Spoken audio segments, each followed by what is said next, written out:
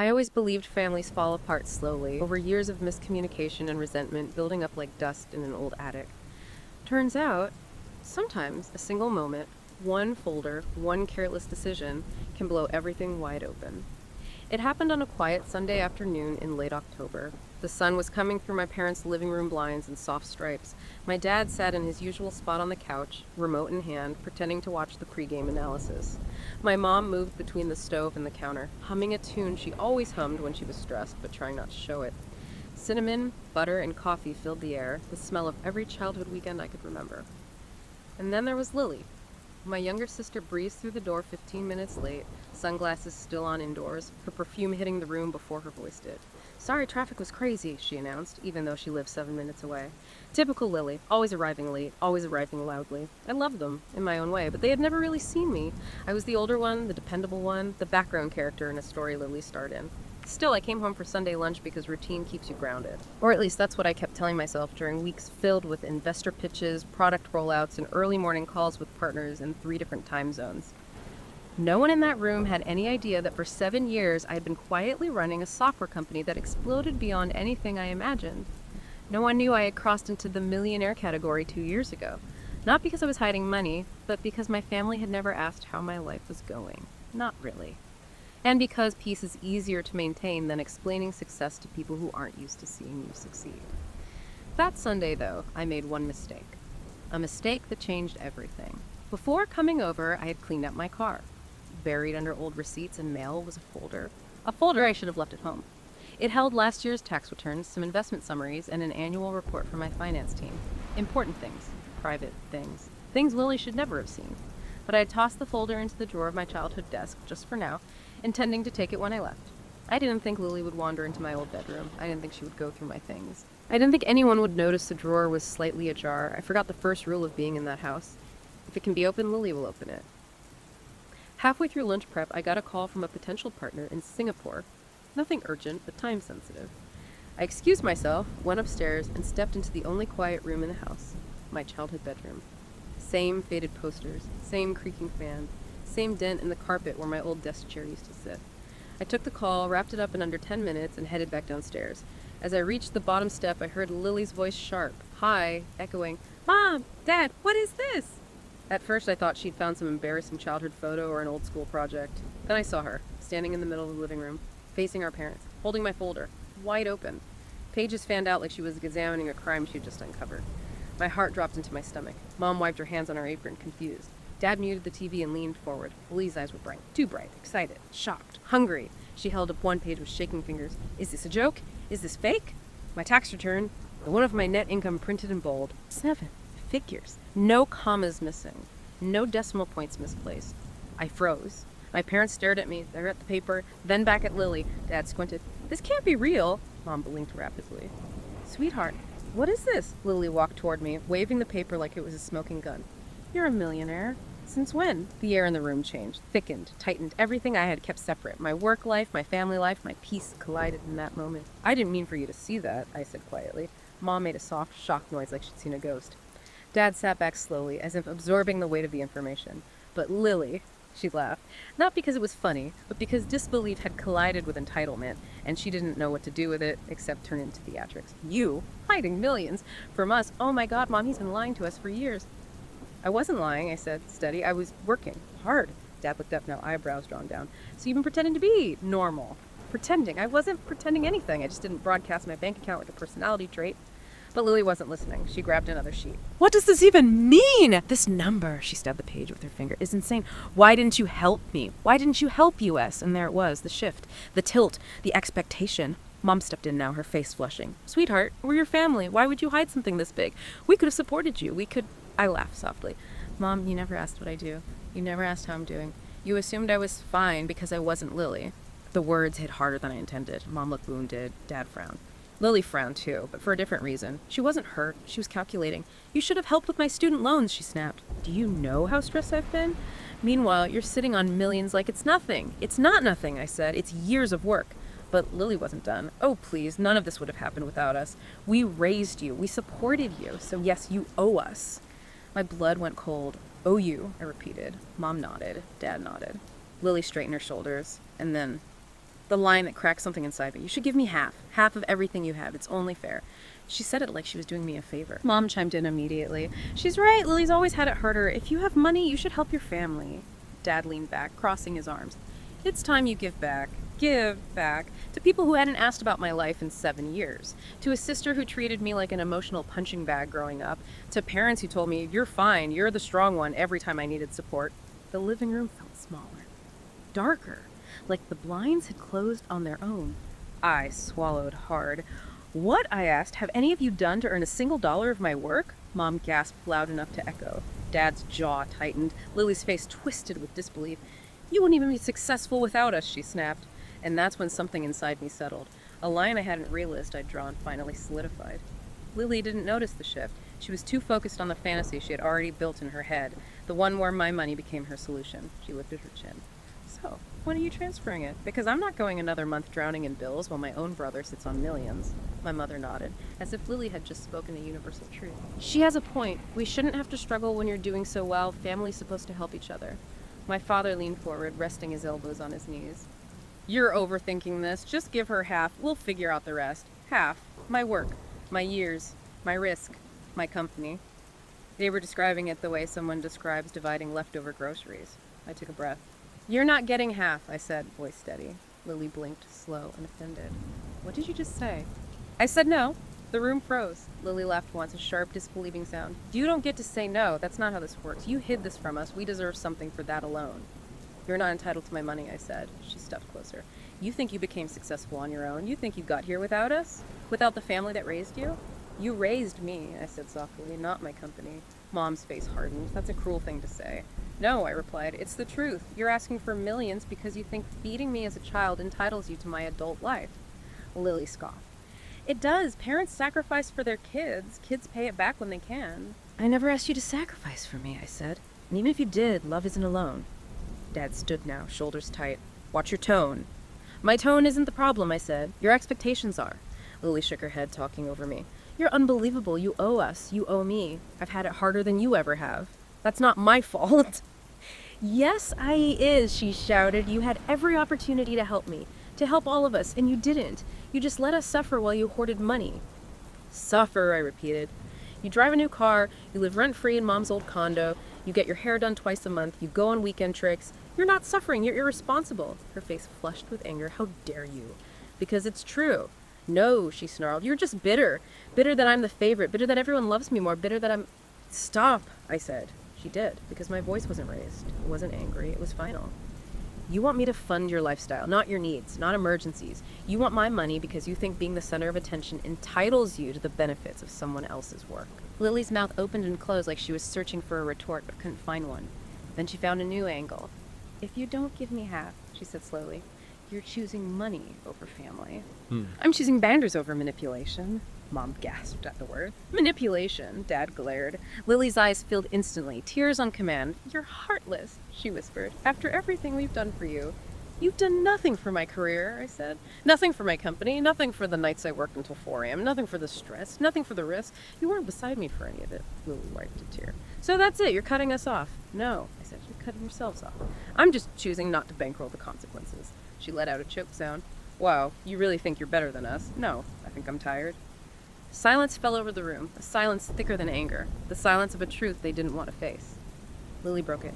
If you walk out that door without giving me what I deserve, she said quietly, don't expect to ever be welcomed back. I walked toward the door. Then I guess this is goodbye. No shouting, no drama, no theatrics, just a line finally honored. I opened the door. Behind me, Lily screamed, you selfish piece of... I stepped outside and closed it before she finished. I walked to my car with a calm I didn't expect, a quiet certainty. But the storm was just beginning. When I turned on my phone hours later, the first notification I saw was a new post on Lily's Instagram. Imagine having millions and watching your own family struggle. Could never be me. The comments were already rolling in. And none of them knew the truth. Lily's post spread faster than I expected. Within an hour, cousins I hadn't spoken to in years were messaging me paragraphs about family responsibility. People I barely remembered demanded explanations. Someone I went to high school with commented, money really changes people's... They didn't know anything. But Lily gave them a story, so they ran with it. What I didn't expect was how quickly it escalated. By the next morning, I woke up to 47 missed calls, texts from my mother, voice notes from my father, a string of messages from relatives saying things like, just help her. She's your sister. You're being dramatic. Give her something at least. She's in pain. Pain. The word warped, stretched, applied to situations it didn't belong to. But the most disturbing message came from my mother. We're coming to your office. I drove there faster than I should have, my stomach tight. I silently prayed she had been bluffing. She hadn't. When I walked into the lobby of my company, the company I had risked everything to build, I saw them. My mother, my father, and Lily. Standing at the reception desk. Lily was holding a stack of papers, loan bills, printed screenshots, whatever she thought would make her look like a martyr. The receptionist looked trapped between politeness and panic. Sir, she said gently, they said they have an emergency meeting with you. They don't, I said. Lily spun around. Oh, come on. Stop being childish. We're here to talk like adults. Adults don't ambush people at work, I said. Mom stepped forward, eyes red. We didn't know how else to get you to listen. You don't need to reach me, I replied. I said everything I needed to say yesterday. Dad's voice was low, tight. We raised you. We deserve better than being ignored. You were ignored for 12 hours, I said. Not 12 years. Lily shoved the papers at me. Just look at them. Look at how much I owe. Look at how stressed I am, and you're telling me you can't spare half of it. I'm telling you I won't. Why? She demanded. Because your life isn't my responsibility, Lily scoffed. You're unbelievable. She turned to the lobby, gesturing broadly as if performing for an invisible audience. Hear that? His own family asks for help and he refuses. What a generous, loving person. Security approached discreetly. One of them whispered, Sir, do you want us to remove them? Lily heard it. Her eyes widened. You're going to have us thrown out, your own family. You're disrupting my workplace, I said quietly. Yes, Mom gasped. Dad shook his head in disgust. Lily stepped closer until she was inches from me. Do it, she said. Do it. Throw us out. Show everyone who you really are. She was daring me, waiting for the explosion, waiting for the scene that would prove her victimhood. But I didn't give her one. Escort them out, I said. Security was gentle. They always are, but firm. They guided my parents toward the door first, then Lily. She twisted in their grip, yelling back at me, You're dead to us! You hear me? Dead! The glass door shut behind them with a soft hiss, and the lobby exhaled. The receptionist looked at me with wide eyes.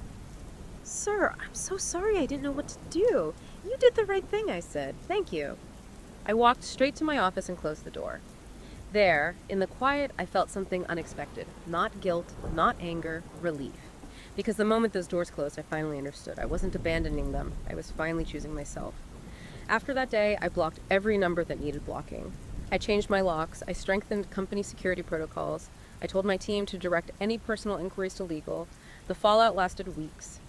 Lily continued posting online, but without me responding, the engagement faded. Relatives grew bored. The whispering died down.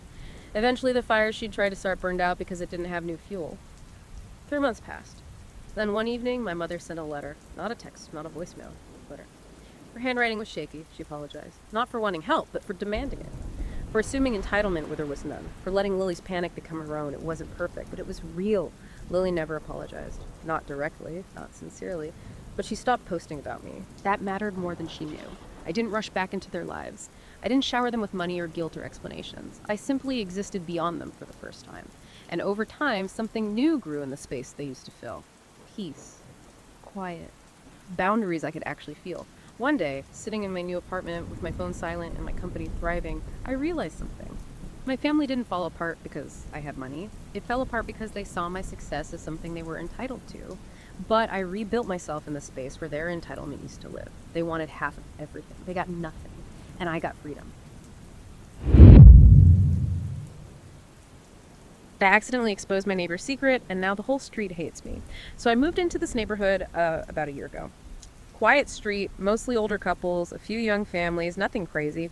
Not super close with anyone, but we all wave and do that awkward hey when taking out the trash. Across the street is this guy, mid-40s, super clean yard, always wearing those New Balance dad shoes. Let's call him Mark. He's friendly, but in that I rehearse small talk in the mirror kind of way. Anyway, a few weeks ago, we had a package thief problem going around the area. Ring cameras were catching some dude taking Amazon boxes off porches. Our HOA Facebook group was absolutely losing their minds about it, people posting blurry screenshots like they were running a true crime podcast. Well, one day I see Mark dragging a bunch of cardboard boxes from his garage to the curb. And not like one or two, like 15. All Amazon boxes. Stacked, flattened, branded. It looks suspicious as hell, considering the whole thief situation. At the time, I was like, okay, maybe he just shops a lot. But then I noticed something weird. Every box had a different name on it. Not his, not his wife's, not even close. Some were women's names. Some were men's names. One said baby items. It looked bad. And here's where I messed up. I took a photo. And I posted it in the HOA Facebook group with the caption, "Has anyone checked on this? Could be nothing but kind of weird." I didn't accuse him. I didn't say he was the thief. I just said it looked weird. Within 10 minutes, the post had like 65 comments. People were tagging each other saying stuff like, "Oh wow, this explains everything. I knew it was someone on our street. He's always acting suspicious. This is definitely the guy." I started feeling guilty, so I turned notifications off and went about my day. Later that afternoon, I'm leaving to get groceries and I see two thorough police cars outside Mark's house. The man is standing in his driveway looking confused as hell while like 6 neighbors are gathered around whispering. My stomach dropped. So I walked over because if I caused this, I needed to see it through. The police talk to him for a bit, then they start laughing, like full on cracking up. Turns out, Mark runs an online returns reselling business. He picks up unclaimed Amazon packages legally from this warehouse program and then resells the items. The different names on the boxes were because they were returns from all sorts of customers. Totally legit. Not even remotely suspicious, just my dumb brain jumping to conclusions. The worst part, he wasn't even in the HOA Facebook group. His wife was, and she saw everything. Later that night, she messaged the group. "For the record, Mark isn't stealing packages. He's trying to make side money since he was laid off. Thanks to whoever posted a picture of our trash today. The police enjoyed the laugh." And then she added a smiley face. The passive-aggressive kind. The kind that has violence behind it. Since then, the whole street thinks I'm dramatic, nosy, or both. I've become that neighbor, the one who calls the cops on people recycling too hard. Every time I walk outside and someone's out there, it suddenly gets real quiet. And Mark still waves at me. But now it's the, "You ruined my entire afternoon, but I'm pretending I'm over it" wave. Honestly, I kind of deserve it. Next time I think I've uncovered a crime, I'm just minding my business. After that, I did try to lay low the way a reasonable person would after publicly embarrassing a neighbor. I stopped posting in the group, kept my head down on walks, and didn't comment on the missing package threads anymore. If someone asked me a question directly, I was polite, but otherwise I let other people be the drama starters. A week later, though, the same thing that started this whole mess happened again. A package disappeared off someone's porch. It was early morning, so the usual suspects in the Facebook group started shouting about it. I felt that familiar twinge of guilt and a sharper, new twitch of unease because if Mark was legit, why did the thefts continue? I started paying a little more attention. Not Sherlock levels of surveillance, just the kind of noticing you do when you think something's off. I learned the delivery windows for a few neighbors. Mrs. Alvarez usually got her groceries by 9 a.m., the Johnsons' Amazon stuff came around noon, and the new couple 2 houses down signed for big items in the late afternoon. The thefts hit mostly between 10 p.m. and 3 a.m., when most of those porches were unlit and houses were quiet. On Wednesday night, I put my Ring camera on full motion alerts and went to bed early. Around 1:05 a.m., it pinged. I sat up and watched the clip. A figure in a hoodie crossed our street, paused at the Johnsons' porch, grabbed a medium-sized box, and walked away toward the alleys behind the row garages. The movement was quick and practiced. Whoever it was didn't rattle doorknobs or peer into windows. They took the path that's easiest to disappear into. I recognized the gait. I'd seen it before when a kid on a skateboard would cut through the sidewalk at dusk. Not enough to identify a face, but enough to register as familiar. That was the first small, important detail. This wasn't a stranger who drove in from another area. It felt local. The next day, I mentioned the clip to Mark in a short, awkward conversation at the mailbox. Nothing accusatory, just an offhand, "Hey, did you see that clip from last night?" He blinked and said he hadn't, then added that he'd been at a job fair recently trying to pick up odd gigs and might have missed the neighborhood chatter. He didn't act defensive, he acted tired. That fit his laid-off explanation. Still, the other neighbors weren't listening. The Facebook thread that had calmed down after the police visit reignited. Someone posted my original photo again, and people started speculating that the thief must be leaving packages at Mark's place to hide evidence. It made no logistical sense. If you're stealing to resell, you don't attract attention to a single spot, but speculation on social media rarely requires logic. Then I got a message from an unknown number that afternoon. It included a screenshot of my original post and 3 words. "Stop making it worse." No name, no emoji, nothing else. I assumed it was Mark's wife or someone annoyed at me, but the tone was sharper than a neighborly scolding. It felt like someone who'd seen the thread and thought I was fanning flames. Instead of getting defensive, I did something dumb and human. I apologized publicly in the thread. I wrote a short message. I said I was sorry for the misunderstanding, that I hadn't meant to accuse anyone, and that I'd removed the post. The replies were mixed. A few people said good on me for apologizing, but others dug back into dates and comments like they were assembling a case. A couple of nights later, packages were missing again. This time the victim was the house two down from mine, the new couple. They had a doorbell camera and posted the footage in the group. The clip showed a person in a hoodie, same style, same stealthy walk, taking the box and heading toward the alley. In the clip, the thief paused briefly behind the garage row and adjusted something on the outside of their jacket. It looked like they were slipping the box into a larger bag. The comments exploded. People began piecing together small coincidences. The timing, the path through the garages, the fact that almost no one on our block parked in the alley except for one beat-up pickup that sometimes sat behind Mark's garage. The more people talked, the more they drew lines between things that might be unrelated. I decided to do what I should have done the first time. Talk to Mark in person, properly apologize, and ask if he'd noticed anything odd.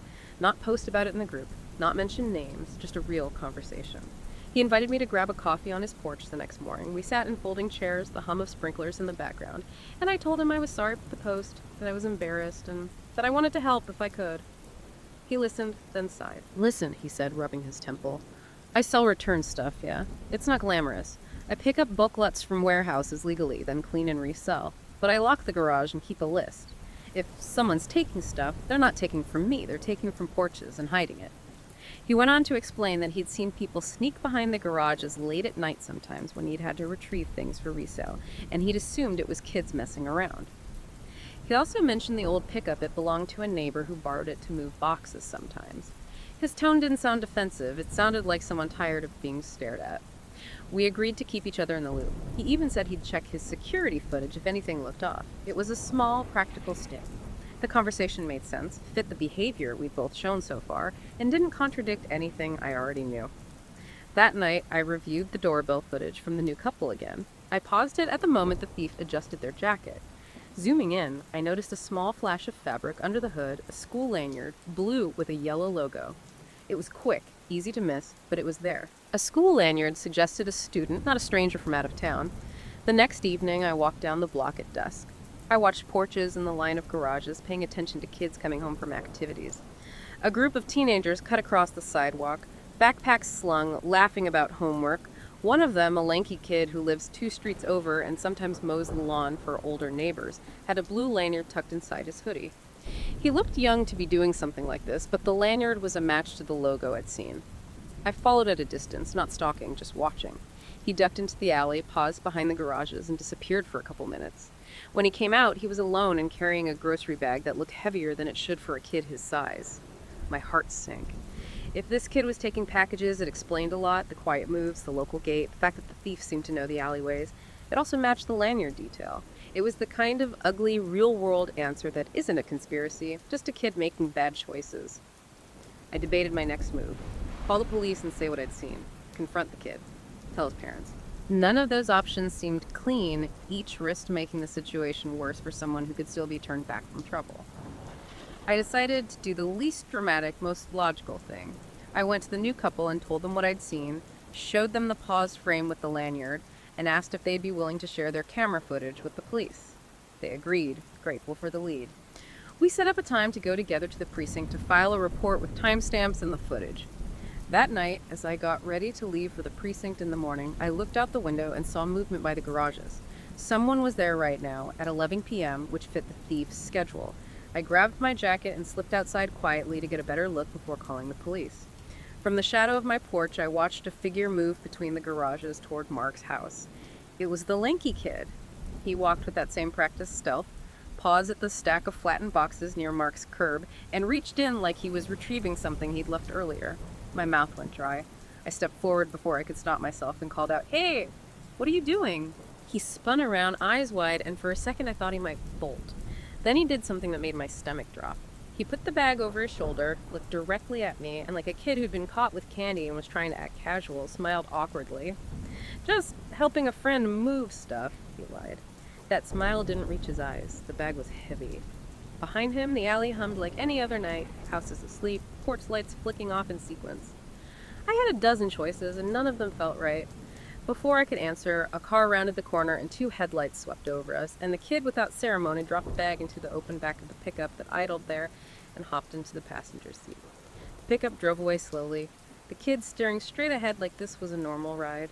I stood there, the scene making too much sense and my pulse too loud in my ears. I realized that whatever I did next would determine whether this kid got in trouble, whether our neighborhood stopped blaming Mark, and whether the quiet, nosy life I wanted to lead here could survive the truth. I called the non-emergency line and reported what I'd seen, gave the license plate of the pickup as best I could remember, and told them the time. The operator said they'd send a unit to check the area, but that arrests for theft without direct evidence were complicated. As I hung up, my phone buzzed. It was a text from an unknown number, the same tone as before. "Stop poking around. This kid isn't worth your trouble." I looked up. The street was empty except for the glow from a porch light 2 houses down. I had to decide whether to bring the new couple to the station in the morning with the footage, or to show the authority the plate I'd given and hope they connected the pickup to the alley runs. Either way, I was no longer just the person who posted a photo. I was someone who'd seen a face and made choices. The next morning, answers would start coming, but for now, all I had was the sight of that kid in the pickup and a message telling me to stop. That night, I lay awake wondering who the pickup belonged to and whether a kid working for someone else meant the person running the operation was someone we already trusted. The thought felt heavier than the boxes themselves. At 3:12 a.m., my Ring camera pinged again. A notification. Motion at the Johnsons' porch. I stared at the timestamp, then at the message on my phone. I stood up, grabbed my jacket, and headed out the door. I didn't run outside like some action hero. I just opened my door slowly and stepped onto the porch far enough to see the Johnsons' house without being obvious. Their porch light was off, so all I had to go on was the weak glow from the street lamp across the road. A figure was standing there. But this time, they weren't taking anything. They were putting something back. It took me a full 3 seconds to even register what I was seeing. The person, same size, same hoodie, placed a small box carefully on the Johnsons' porch, adjusted it so it sat straight, and then stepped back like they were checking their work. It looked almost deliberate, like they wanted someone to see it in the morning and think everything was normal again. Then they walked toward the alley behind the garages and disappeared. I stayed standing on my porch, confused and honestly a little freaked out. Returning stolen packages. That didn't match the kid's behavior earlier. That didn't match the bag he shoved into the pickup. That didn't match any pattern we'd been seeing. Package thieves don't get second thoughts and return items neatly before sunset. Something felt off, not in a dramatic movie way, but in a someone's covering their tracks because they know people are paying attention their way.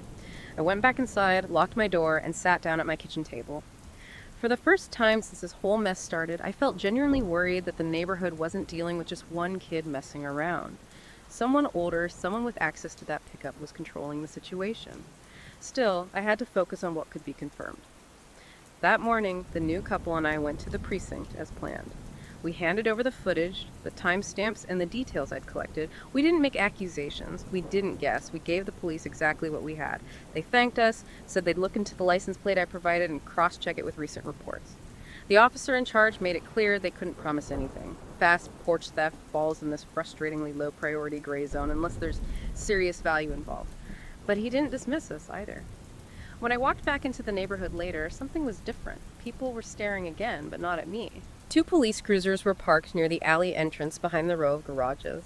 Officers were walking around, flashlights out, examining tire marks and checking camera coverage from houses that faced the back drive. A few neighbors had gathered, whispering. The new couple stood on their porch watching the officers work. And Mark. He was sitting on his front step with a mug of coffee, not smiling, not waving, just watching everything quietly. I walked over to him, partly to show good faith and partly because he looked like someone who had something to say. "Busy morning," I said. He let out a short exhale that wasn't quite a laugh. "Yeah, looks like they're finally taking it seriously. You talked to them," he nodded. "They asked if anyone uses the alley regularly." I told him what I knew. The guy with the pickup got mentioned. They're checking cameras near the elementary school. That clicked immediately. The kid's lanyard, it all lined up. Then he said something that stuck with me. "I don't think the kid's acting alone," he said. "I've seen him back there before, but never with the truck. Whoever drives it, that's who they should be looking for." That made sense. The pickup wasn't the kid's. He hopped in like it wasn't his vehicle, didn't touch the wheel, didn't talk to the driver. The kid was being driven around, maybe dropping things off, maybe retrieving packages, but he wasn't in charge. Before I could ask more, Mark's wife stepped out of the house carrying a box of old donations. She froze when she saw the cruisers, then hurried to the curb as if trying to act normal. When she passed us, she said quietly, "They talked to us too. They wanted to check our garage camera." "Did it have anything?" I asked. She shook her head.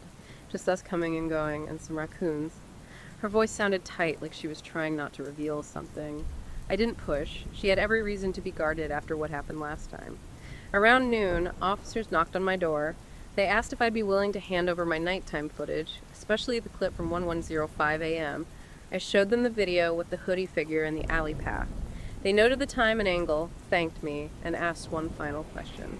Have you noticed the pickup truck again since the incident you reported? I shook my head. I hadn't. When the officers left, I pulled up my own footage to double check, not just the moment from last night, but the hours before and after. That's when I noticed something small but important. The kid didn't return the box. A different person did. Different height, different posture, different way of moving. The thief didn't return anything. Someone else cleaned up the aftermath. That made everything make more sense. No conspiracy, just someone older, someone connected to that pickup, someone trying to protect the kid or keep him from getting caught. My gut said parent or older sibling. Someone who knew the police were sniffing around. The next morning, I checked the Facebook group out of habit. A new post had popped up. Found. Package mistakenly taken and returned overnight. Thank you to whoever corrected it. Signed by the Johnsons. People in the comments were relieved, acting like the thief was caught or deterred.